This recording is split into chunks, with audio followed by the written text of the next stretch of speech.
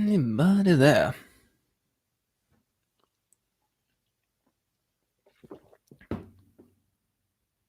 Oh, hello. Peter and Liam. Ben Cole, hey, hi. Oh, for a second, I thought I might just be sort of like here by myself. Uh, hello. That was nice. Thank you. Yeah, no, I always really enjoy it. It's always really nice. I hope you guys can hear me okay. Yeah. After party. Yep. Hey, Morton. Uh, yeah, this is nice. It's like because, like I say, the last time I kind of loud and clear, excellent, very good. The last time I did this, it was the patron one was first, and then it was followed by the you know, the public one, let's say. And it felt like it should be the other way around because yeah, this is more of like a yeah, after party, as you say. So yeah. What was some of the most surprising discoveries for you in some kind of hero? That is a really good question. I mean, honestly, it is like one of the very best. If I can, this is the older version, the hardback one. I have the newer paperback somewhere, but it is quite honestly one of the very best. Well, the best, probably. Sort of book about the making of the Bond series. And I'm very pleased that I'm lucky enough to call AJ a friend now. AJ Chowdhury, who co-wrote the book. The stuff that I really liked in it was the stuff that covered the Pierce Brosnan era, because I think that is such a untapped area of the Bondom for documentaries and all that kind of stuff. Like on the DVDs, it feels like all the cut and paste commentaries, all the inside documentaries on the older films are so phenomenal and a wealth of information, whereas the Brosnan films don't have that kind of retrospective love. Often the features that are on them are very kind of like, they're about like, made at the time, or my God, that really bad bonus feature on the World Is Not Enough disc where they have that cheesy American presenter like talking. And yeah, there's one bit where she's like interviewing Brosnan and he just looks really bored, and she's like, I went to my video store and there's like a whole section for James Bond, and Pierce Brosnan's like, right, and he's like obviously like waiting for like, okay, what's the question?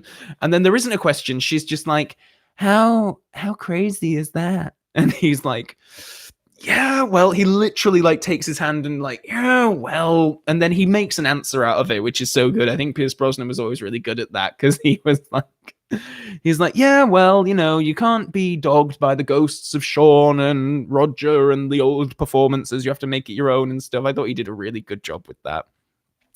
Have you ever read the Incredible Suit blog? He writes a lot about Bond, Hitchcock, and the wider Roger Moore filmography, though. I think you'd enjoy it. Very insightful and funny.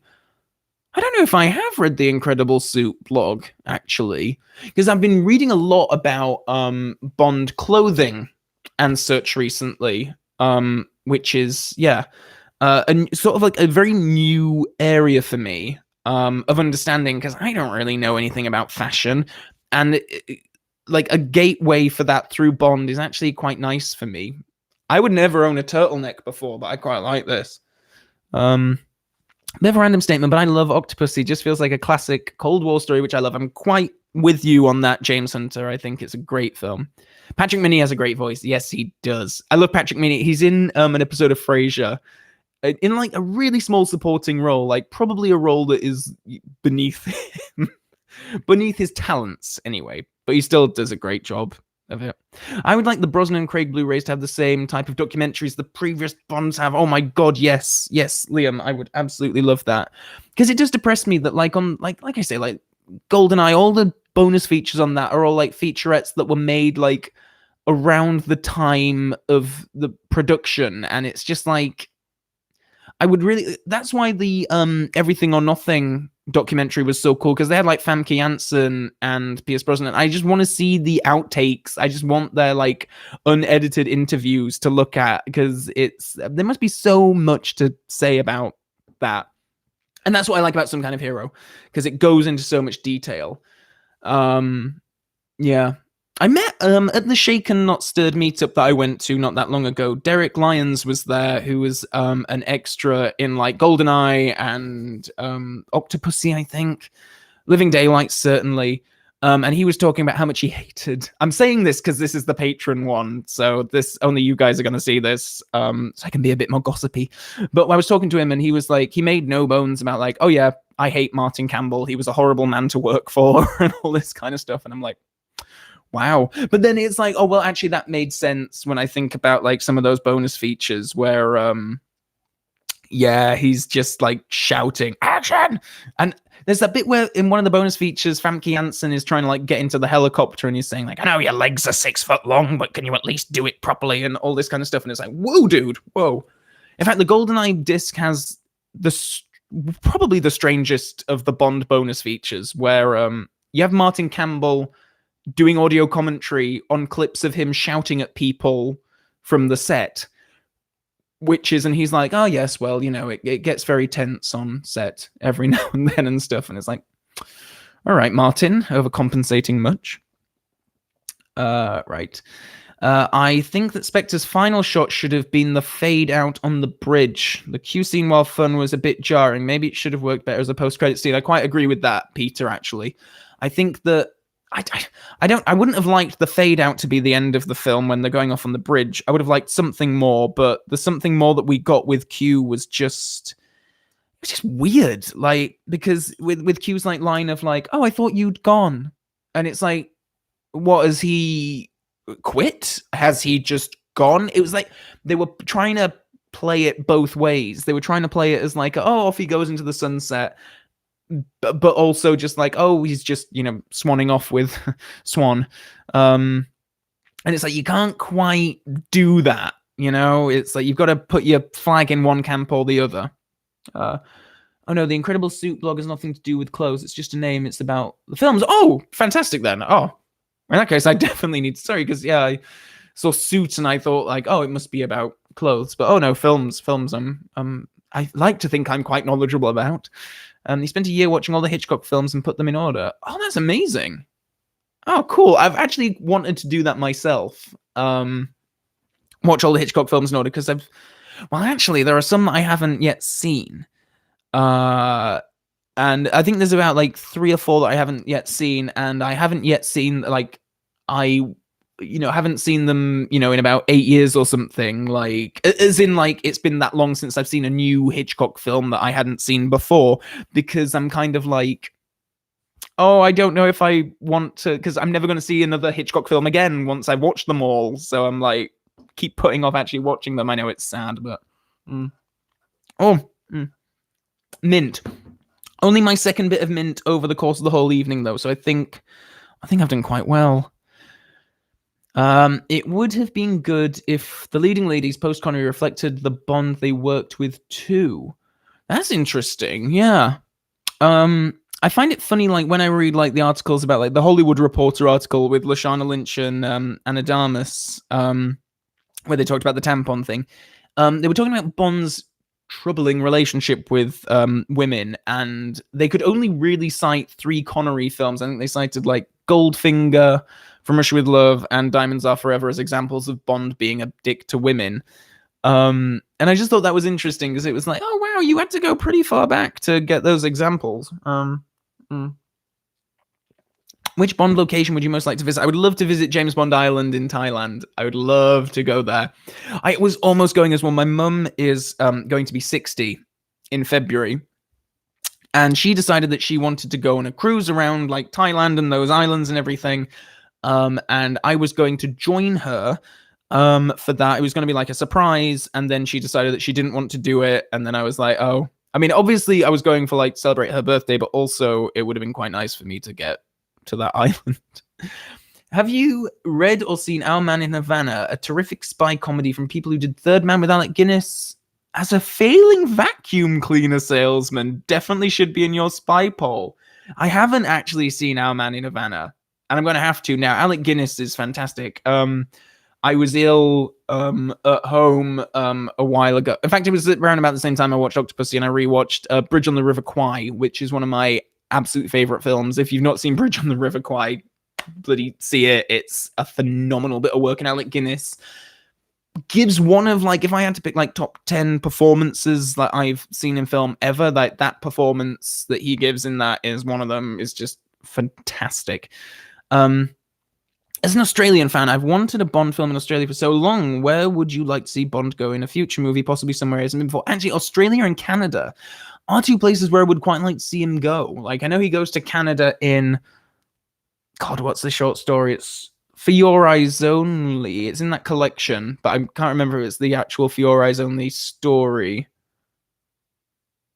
But he does go to Canada in, yeah, in one of those, and I would like to, see him go there. Sorry, what was the name of the Bond book you recommended earlier? That was Some Kind of Hero, The Remarkable Story of the James Bond Films.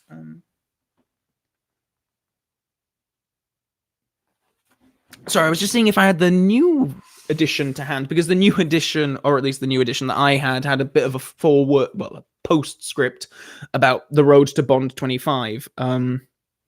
Yeah, but it's Some Kind of Hero by Matthew Field and AJ Chowdhury. Excuse me, hiccups. Yeah, it's really great. In fact, I'll just leave it there so that you can see it. But yeah, really great book. Like, I mean, it's huge. It's like, and it goes through all the films, pictures. It's incredible detail. When I first met AJ, because I did a review of the book on my channel, before I met AJ, and then I met him in person at the Cue the Music concert, and I was like, oh my god, it was fantastic. And I referred to it in my review, I believe, as being like a Bible, and he was sort of like, oh, but don't really like it when people call it the Bible, because like there's so much information that we couldn't put in it just for sheer volume, and like that, it's like not even close to being a Bible. Like the Bible would be like 4 times this thick, and I'm like, oh my god, like AJ Chowdhury is just like, I don't know if I've met anyone more knowledgeable about just like the process of like every single film. He's just like a wealth of facts. He's fantastic.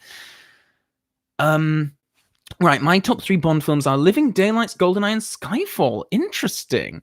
Living Daylights is one that I have never truly loved, and I think I might even take License to Kill over it now. But GoldenEye and Skyfall are like absolute god tier. Like, I absolutely adore both of them. It was Some Kind of Hero. Yes, it was. Will your License to Kill re-review keep the gag that you have a crush on Frank Sharky McRae and are really upset when he dies? It was my favorite, my weekly Bond moments. Oh, that's nice. Probably. I love Sharky. Sharky is brilliant. Vastly underrated Bond ally. Just going back to how Sam Mendes films don't appeal to a younger audience, I came to James Bond with Skyfall when I was young, and I've been a huge fan ever since, so I think Mendes Bond does work. Oh, that's really interesting, Peter. That is very interesting. Oh, that's cool then. Maybe I'm wrong. Yeah. Oh, I think Skyfall would be more appealing than Spectre. But then, I don't know. But I think people do genuinely usually become Bond fans in, formative years when you're like 10 years old, I think, is around the sweet spot for actually becoming a big Bond fan. But that's really interesting, actually. Thank you for sharing that. That's really cool. Do you mind me asking, how old were you when you actually saw it for the first time? Right, Liam. Thanks, Calvin and Hosni. I'll buy Some Kind of Hero. Look forward to reading it. I don't think you'll regret it.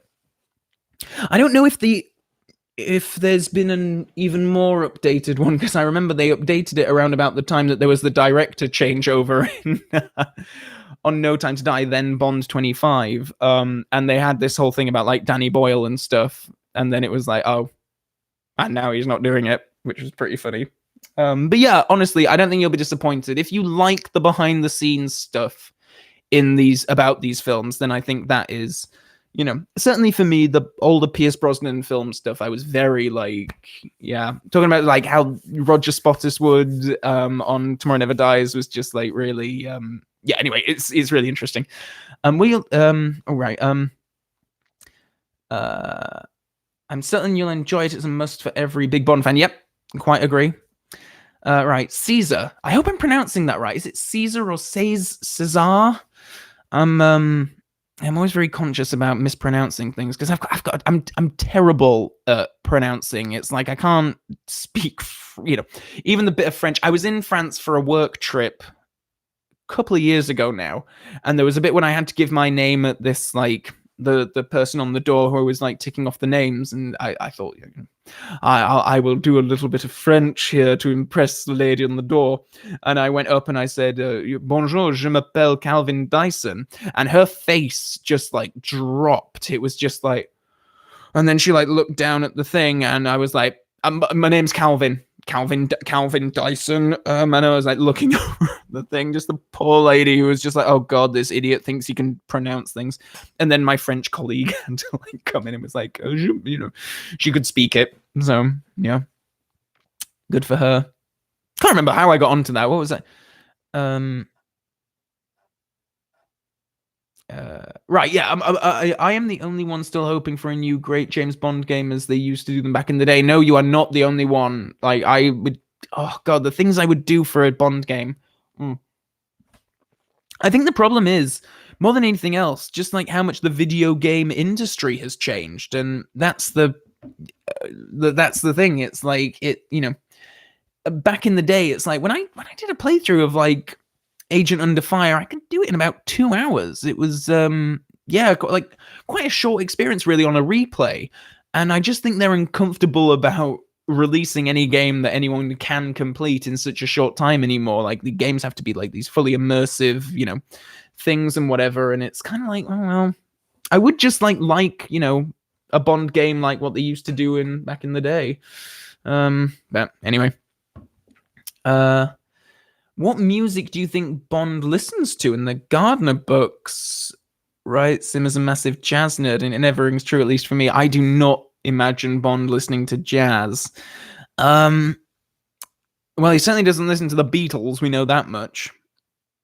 I don't know if I think of Bond as being terribly musically inclined, doesn't really... I can't think of anything that he would like. Death metal, perhaps.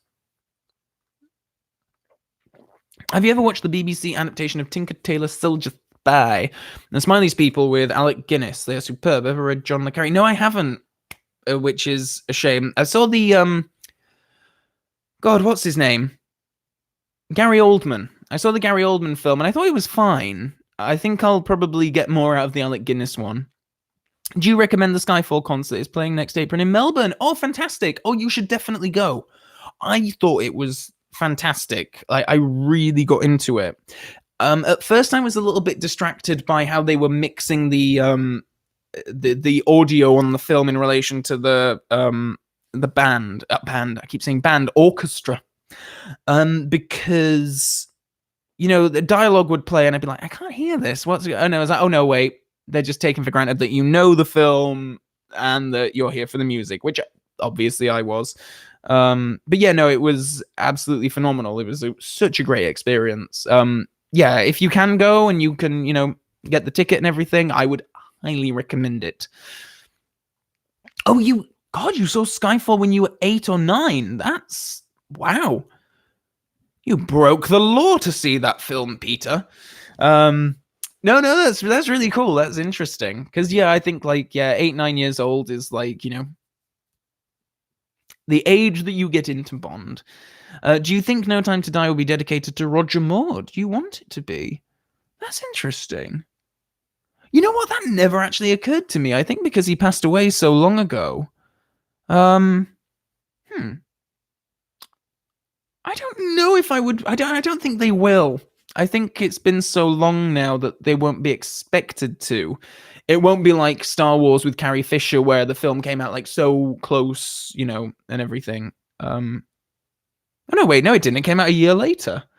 Then maybe they will. I don't know. I think the next Bond film to have a dedication will be the one that whatever comes after Michael G. Wilson passing away. I think that'll probably be the next one with such a thing. While you have said your opinion on Judi Dench's in the Field, how do you feel about her predecessors in the field, such as Robert Brown and Octopussy delivering exposition in the middle of Germany? I actually quite like that. I don't think no M being out in the field has ever felt jarring to me until Judi Dench. I don't know. There's someone's. It's in the world is not enough. I don't mind her because Electra is a personal family friend, so it's kind of justified in that sense. Whereas in Die Another Day, when she goes to that military base, it's like, why are you here? What are you doing that you couldn't just be doing over Skype? But yeah, no, Robert Brown, and obviously Bernard Lee goes to Venice in Moonraker. And again, I'm not sure if that makes complete sense. They tried to justify it a bit in the novelization, but it's sort of like, couldn't Bond have just taken a photo? You know, like literally get the Minister of Defense and the head of the Secret Service over, just to be sure. It's pretty funny. I was about 18 or 19 when I first watched it. I watched GoldenEye first time this year, and watched Skyfall when it came out in the cinema. It was my first ever Bond movie. Oh, that's incredible. Oh God, maybe I'm underselling Skyfall then. Maybe it's got more of a power to pull in the younger audiences than I thought. Interesting. Fan of the Harry Potter series. I have the box set on Blu-ray. And I work with a couple of mega fans of Harry Potter. I'm a fan enough to go on Pottermore and get my house, my Harry Potter house thing. So yeah, I'm okay with them. My favorite films are actually the first two, because they're just fun children's films, and I think that's kind of what the series should be. Oh, James Hunter, so long. I hope I've caught you before you needed to go. But yeah, been a pleasure speaking with you tonight. Yes, it's Cesar. That French pronunciation was quite good, Calvin. Oh, thank you, Cesar. That's very kind. Same thing happened to me when I arrived in Ireland and tried to be confident with my English. I know it's funny, isn't it? It's like you think you like can do it, and then in France I'm just like, I think it's because the is what to pronounce and what not to pronounce that always gets me. I think I could do a fairly convincing. My partner's Latvian, so I can do a little bit of Latvian. Sveiki, manis sauc Calvins is hello, my name is Calvin in Latvian. Vai tu esi skolotāja is are you a teacher? Which is a completely pointless bit of speech that I've picked up, but yeah. Right. Thing I noticed when watching Moonraker on the big screen, the box of darts Q gives Bond is really a cassette tape box painted silver. Never noticed that before. But you make a good point there about when you notice things on the big screen that you don't when you're watching them at home. I don't know if it's just something like, and because when I see Bond films on the big screen, there are some times where I'm sort of like, I know this so well, I'm going to examine the other parts of the frame to see what else I can pick up. And sometimes you do. And on that screening, because Ben Cole, I'm assuming you're referring to when you saw it on the big screen at the BFI day. That was a really interesting day for just like sort of like, oh wow, yeah, noticing like people in the background, people reacting, doing things. It was really, really cool. Yeah, but that's interesting about the cassette tape box painted silver. Right, how do you decide what face to pull for your video thumbnails? Oh, that's a nice question. Thank you, because I don't know if anyone ever notices. I normally go through, because I record myself, so I have no one to like take pictures of me or anything like that. So the still that's in the thumbnail is taken like a screenshot from the video, and I normally just go through the video files in Final Cut and then try to find one where I'm not like mid conversation or something. And usually I try to have it evoke something about how I feel about the overall thing. I think that what's his name, Chris. I want to say Stuckerman. Like he often does that, where he's like, his faces in the thumbnails are often an indication of like how he felt towards the film. And I'll be lying if sometimes I, try to be a little bit provocative with them. So if it's like me aghast or something, and it's never say never again. Oh, almost got a bit of mint in there. Have you ever seen Boardwalk Empire, sorry. No, that's the Steve Buscemi series, isn't it? I have not seen it actually. But yeah, no, I might well have to check it out. I'm currently because finished watching Jack Ryan, and I'm currently watching Mr. Robot. Partly inspired, of course, by Rami Malek being in No Time to Die. And I'm quite enjoying it. At the same time, it's very difficult to watch like quickly because there's so much in it that is so like existential and makes you think about your place in society, the state of the world, and corrupt organization, like all this kind of stuff. And it's just like, oh god, it's all a bit much to watch. So it's nice when something doesn't relate to real life so much. Yeah. Do you often find yourself quoting James Bond movies in real life? I do. The one that I always do is whenever I'm in a shop and a shop assistant says, "Can I help you with anything?" I always say, "Just browsing, thank you." And I know that's such like an innocuous quote from Live and Let Die, but it is those little ones. Every time anyone mentions strawberry jam, I don't say it like Timothy Dalton, but I always want to like strawberry jam. Always want to do that. Yeah. Do you have any Bond scenes that made a huge impression on you as a kid or really caught your attention? I remember being traumatized by this guy getting fed to the sharks in Thunderball. That is a really good question. Any scenes that had an impression on me? I suppose Kareen running from the dogs in Moonraker. Like that was a bit of a. That's actually my first memory of watching a Bond film that I have. I mean, obviously, I watched the whole film and probably had opinions of it at the time, but I remember I was watching it with my dad and stepmom, and it's my only memory of my first watching is like her running away from the dogs, and then I just remember my stepmom was like there with a glass of wine on the sofa while I was like sat in front of the TV, and she was like, "Yeah, well, Mr. Bond's gonna swing in and save her any second now." And then the scene goes on, and she just gets mauled by the dogs, and my stepmom was just like, it's just a bit of like an awkward like silence of like, it's a bit dark that for this film where he goes into space.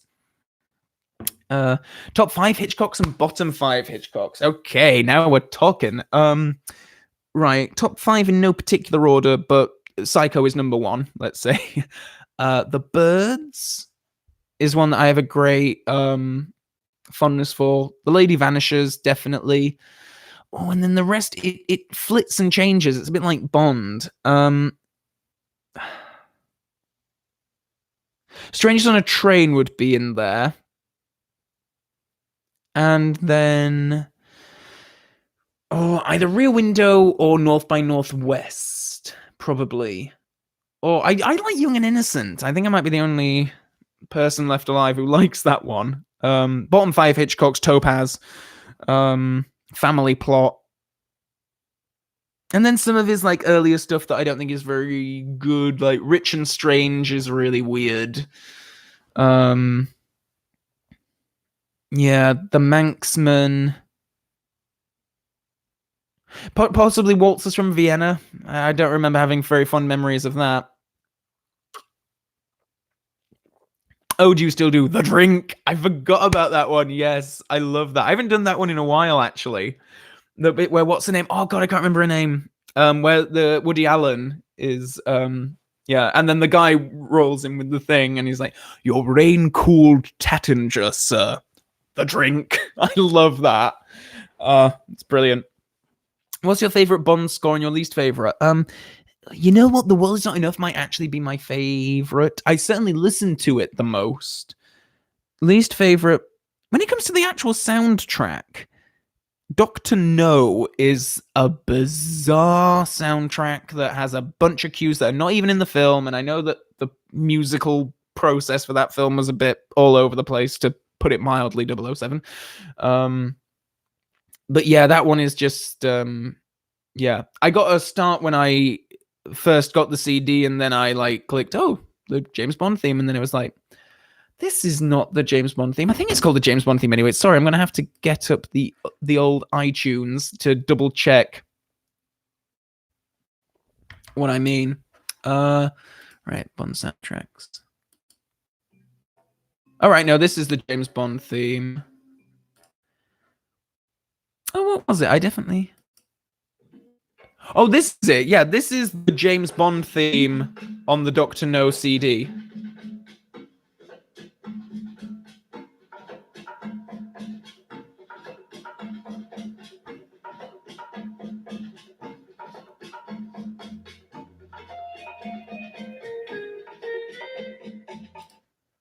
I don't know if you could hear any of that, but it's just a really strange. Yeah, Doctor No soundtrack is pretty dodgy. It's just like I remember like listening to it, and I was like, huh.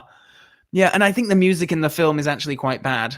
I think it gets away with it because it's the first film in the series, but when you actually watch it, it's really like hammy, like 1940s. Like it sounds like stock music. Not very good at all, I don't think. Whereas The World Is Not Enough, I listen to The Pipeline, the do do do do do do do do do do do do do do. I listen to that quite a lot. Usually when I'm on a deadline or something, and I'm like, getting really tense about it. It's great. Right, The Living Daylights or License to Kill, and I have always thought I would be a good Bond villain. Amazing. I have always had dreams of making the world a better place, like Drax. That's fantastic. I always thought I would be a good Q myself. I would probably take License to Kill over The Living Daylights, and if I could travel back in time 10 years and tell my younger self that one day I would be saying that, good lord. Have you ever seen the music video for Mike Snow's Genghis Khan, a great Bond parody, even if it is just a music video? I have not. You're full of brilliant recommendations. No, I'm quite the list of things. How long is it until A View to a Kill Diminishing Returns episode drops? It'll be a fun one. Actually, Peter, we recorded that a couple of weeks ago, actually. Because I'm not terribly involved with the scheduling anymore now that I'm not on it like every week. But I remember we recorded it. I think it's coming up soon. Might even be next week. Can't remember, but I remember it being a fun one. Yeah, you might actually be surprised at how Soul reacted to it. I was certainly surprised. Because normally on Diminishing Returns, the podcast that I do with my mates just about movies, it's mainly sort of like we talk about Bond films, and I'm like, well, this is good and fun and nice, isn't it? And they're like, no. But with A View to a Kill, the tide turned slightly, and I was perhaps the dissenting voice on that one, interestingly. I love Kingston Calypso, though. 3 blind mice in a row, 3 blind mice, there they go. Da, da, da, da, da, da. Yep, I do quite like that song as well. Kingston Calypso, let me just... Oh, yeah. Yeah. Yeah. So there are some, like, the thing is with the Doctor No soundtrack, a lot of it sounds like background music. Like, if I was in, like, a dentist's waiting room and that was playing, I would not be grossly offended. But beyond that, I'm just not terribly interested. Lol, what the hell is that? The Doctor No soundtrack? No, I know. It's my least listened to soundtrack. I've got the From Russia with Love soundtrack on vinyl, and Live and Let Die as well. I don't think I'll be getting all the Bond soundtracks on vinyl. I'll just be getting my favorites. But From Russia with Love in particular, I love that soundtrack so much. Absolutely fantastic. Am I the only one being tired by the No Time to Die social media's post giving away a lot of details about the film, pre-title sequence and all? Well, this is the thing, because I don't think the official channels have been giving away that much. I think that the media about, like, God, if I had to see one more bloody video taken from a rooftop in Italy of the Aston Martin DB5 doing donuts around a square, I'd just kill myself. It felt like every day on Instagram I'd open it up and it'd be like, oh, here we go again. It's more videos of the same thing. And it's like, I like to watch like what comes through from the official channels, like posters and stills and trailers and stuff. I'm not that interested in people taking videos from the sets and, because I don't want to spoil it too much. I want to experience, like, what the marketing people, what the directors, the production people, like, want me to experience. And, do you like the Twin Peaks film Fire Walk With Me? I know it's quite polarizing. And do you like any of the Lynch films? My knowledge of Lynch is actually quite narrow. I really need to check out more of his stuff. Fire Walk with Me, I really liked. I love the Lynch directed episodes of Twin Peaks are obviously the best. I mean, I know I'm not breaking any new ground by saying that, but he just has such like a. There are some. I love horror films. There isn't much that genuinely scares me. Every now and then you find a director who just has like a way of framing, a way of pacing, a way of using silence that is so terrifying. And David Lynch does that. I saw Hereditary a couple of weeks ago, and that was one of the scariest films I've ever seen. Like, in terms of like watching it, I was kind of like, I wasn't like jumping or anything. I don't think it's like, it's not one of those boo sort of films, but afterwards I couldn't stop thinking about it. Like, even today, it's been like a month since I was thinking about it earlier on, now that I'm in the flat by myself. And it's just one of those, like, those are the films that really scare me anyway, that stay with you after you watch the film. The Blair Witch Project did that to me as well. Like, that was, oh God. Walking in the woods for half a year after that wasn't the same. My God. Right. It was very into the Bond theme that he played, I think. Yeah. I actually think Quantum Score is fantastic. I like the Quantum Score. Yeah. World domination, same old dream. If you could have one Bond villain in real life, who would you like? Well, if it was in real life and I didn't want the end of the world, probably Green, because he's the most ineffectual, so I'm kind of like, well, whatever. I wouldn't mind hanging out with Silver. I think he'd be fun to go on a night out with. What authors do you like to read aside from Fleming and other Bond writers? I'm not actually that big a reader. There's no other like author who I'm kind of like, oh, I must read all of their stuff, which is bad of me. I know I should be a bit more learned when it comes to these sorts of things. Yeah, no, I'm sorry. Yeah, I like George Orwell. I've probably read more George Orwell than any other writer aside from Ian Fleming, so yeah, go with him, I suppose. The soundtrack for Fire Walk with Me is brilliant, one of my faves, quite agree. Do you like any French films or actors, actresses? Le Diabolique is actually one of my favorite films. Oh no, I think it's just called Diabolique, isn't it? Yeah, not Le Diabolique.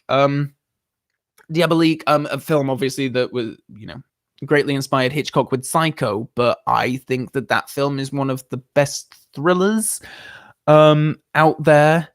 I recently got the because I had the Arrow Blu-ray, and then I changed it for the Criterion Collection Blu-ray, and actually I'm going to be watching it tomorrow.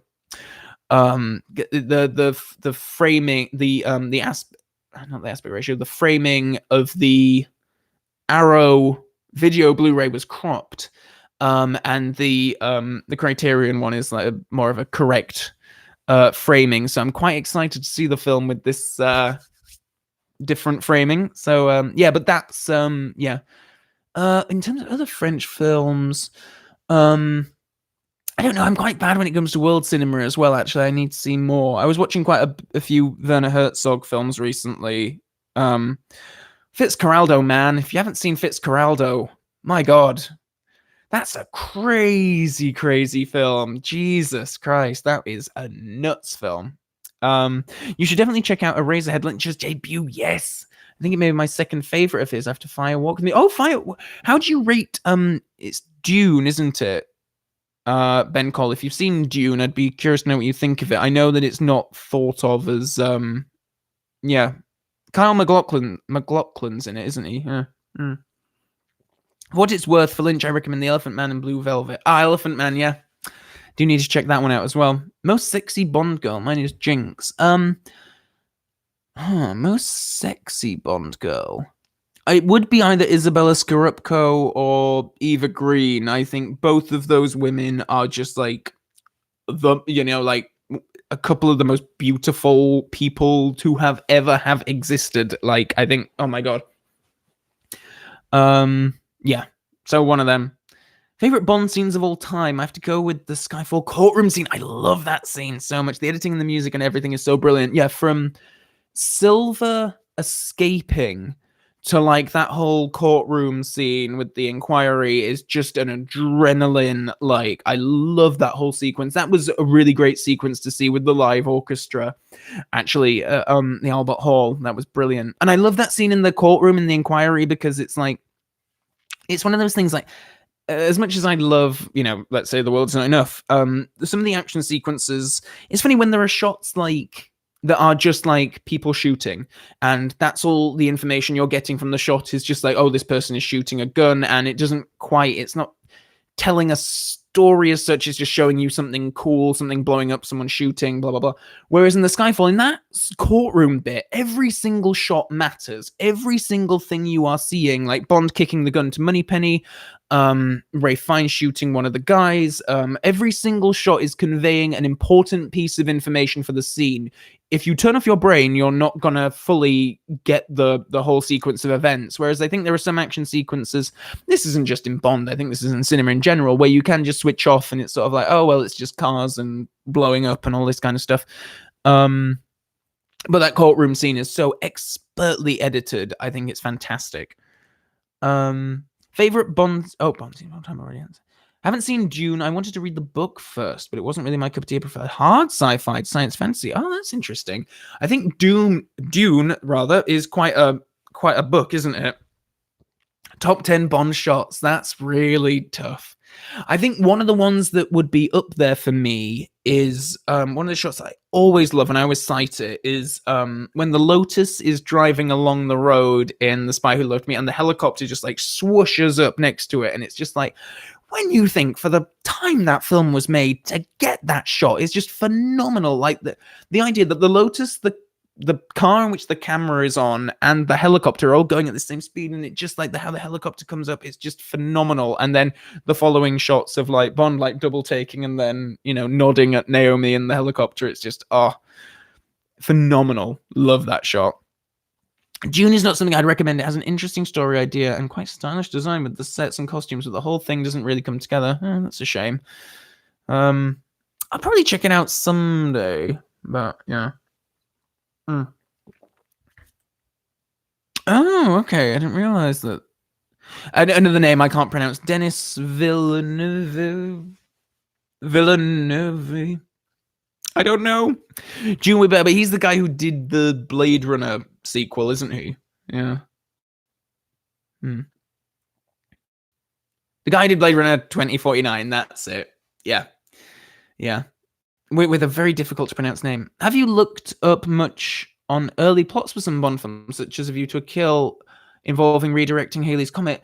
I've come across them incidentally in like books and interviews and stuff. I've never really, seeked it out, as it were.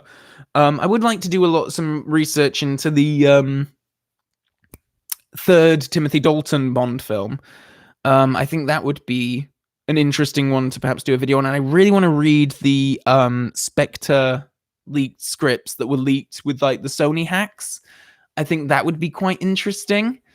Yeah, I can go for those. The first Blade Runner took place in November 2019. So where are the flying cars? Quite. I don't see any out there. No, sadly not. Gone like tears in the rain. Quite. Okay, guys, I'm gonna call it a night. I think my voice is kind of going a little bit. So I'm gonna it's quite weird, like in the gap between when I was like setting this live stream up, it was like silence. It was like, oh, that's very quiet. I'm not so used to talking for so long, I don't think. MI6HQ have a lot of information on Dalton's third film. Yes, I've checked that one out, actually. It's that would be James Page, who is obviously involved in MI6 and with the James Bond and Friends podcast. He's been a really cool guy with sort of like giving me like, he sent me some pages on like Colonel Sun, and like, because he was like, there's so much misinformation out there online about this one, so here's some stuff that we've vetted and we know is true. So that I really appreciate that. And he also was like the person who mainly sort of inspired me to read these Christopher Wood novelizations, because I was messaging him and I was kind of like, I don't know if I'm going to read those. It's like, it's just going to be a novelization of the film, isn't it? And then he was like, no, you should really check them out. So, and I'm so glad I did. Oh my goodness. If one day you come to Paris, would you accept to grab a drink? I would love to grab a drink.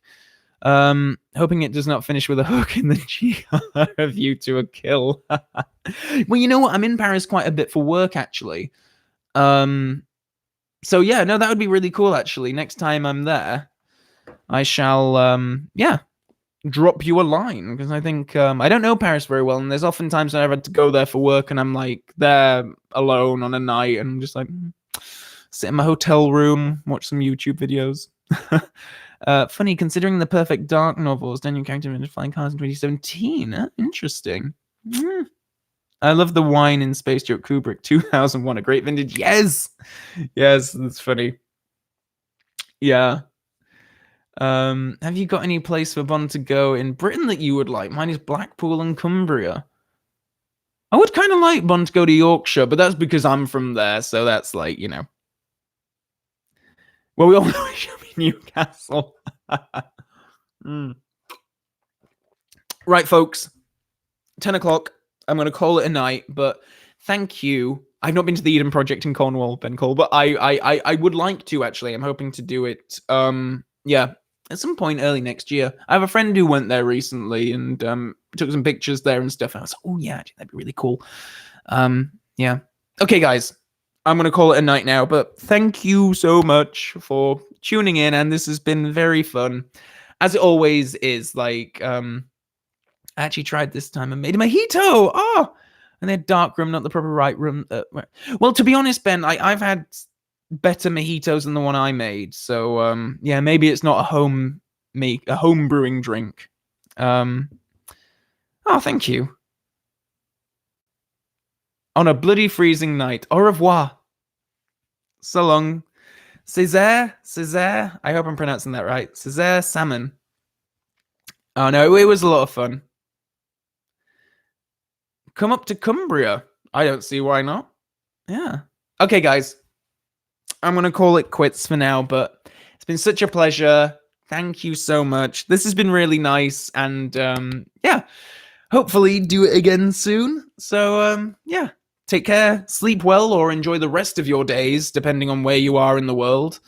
Oh, Ben Cole, it was so cool to meet you in the flesh at the BFI as well. Like, honestly, like, I'm so, like, pleased that you, like, said hi and everything. Like, as soon as you said, like, oh, my avatar is Seymour Skinner, I was like, oh my god, it's you. It's like, yeah, no, because, yeah, it was really great. Anyway, I hope to meet everyone in the flesh at some point, because it is really nice to kind of, like, yeah, actually, like, put face to a name or like a voice, or just like, you know, meeting people in the flesh is just, you really can't beat it. It's, yeah.